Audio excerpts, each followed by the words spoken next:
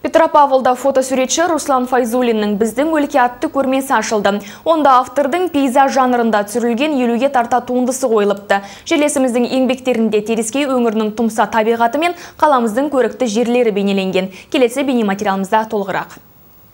Бұл фотосуретші Руслан Файзуллиннің үстіміздегі жылдағы екінші көрмесі. Алғашқы шара ақпан айында өтті. Онда автордың портрет және натюрморт жанрларында түсірген туындылары көрермен назарына ұсынылыпты. Ал бүгін пейзаж бағытындағы еңбектері жиналғандарға көрсетіліп отыр. Оларды жерлесіміз 2017 және 2018 жылдар аралығында таспасына басып алған. Мне нравится наш край.